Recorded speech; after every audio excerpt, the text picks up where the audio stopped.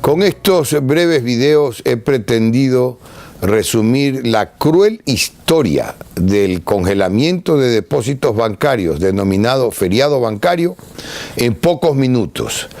A este punto llevamos muchos años y la historia sigue latente porque hay muchísimas cosas y hechos inconclusos. Es dramático lo que ha ocurrido.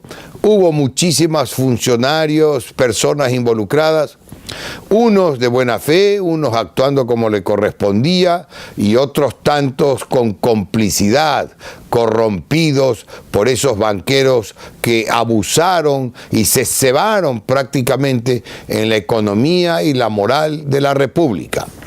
Que esto sirva de experiencia, que nos entendamos bien, que nos ilustremos, que comprendamos lo que ocurrió y que sirva de experiencia para que estos hechos no se repitan, que las nuevas generaciones no tengan que sufrir en carne propia lo que ha ocurrido.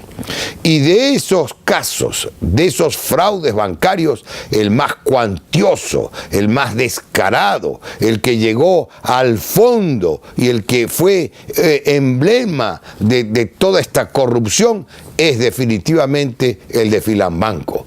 Voy a repetir una vez más, muy brevemente, a grandes rasgos, las cifras de lo que ese banco significó. 1.116 millones de dólares entregados por la AGD a Filambanco.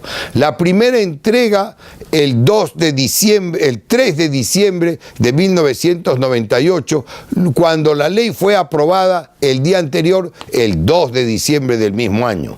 La segunda entrega, 400 millones de dólares, el 28 de diciembre de 1998. Y la última entrega, nada menos que en mayo del 2001. Estos casos son irrepetibles en la historia nacional.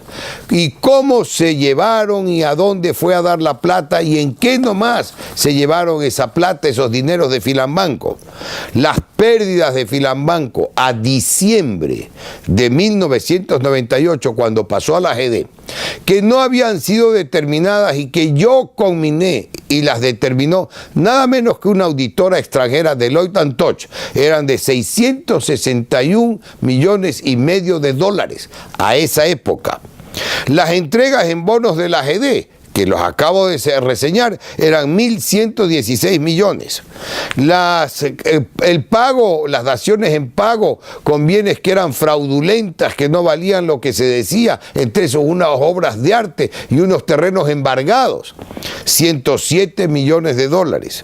Lo que se denominó el vuelto, el ilegal vuelto, se daba vuelto de algo que no habían pagado, como que se hubieran amortizado todas estas cifras, de 180 millones de dólares.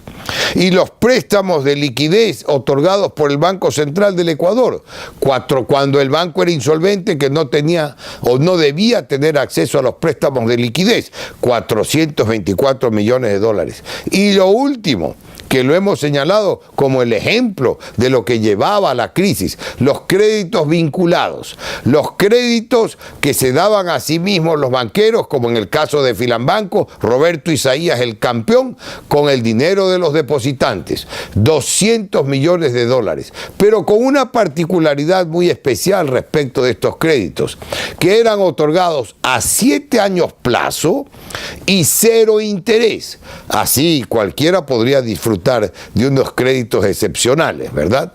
Esto es, a grandes rasgos, juventud ecuatoriana, ecuatorianos en general.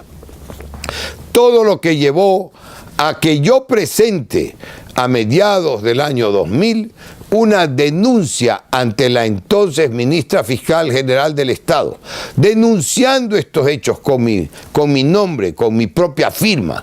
Y desde ahí hasta esta época, alrededor de 18 años, la persecución infame, permanente, perversa y cobarde de Roberto Isaías y toda su estructura y todo su poder y todos sus agnados, cognados, empleados y por supuesto coimeados.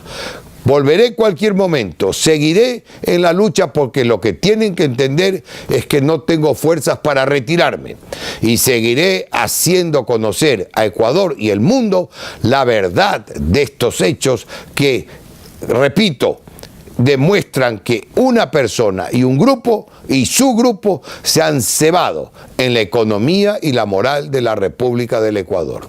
Gracias finalmente.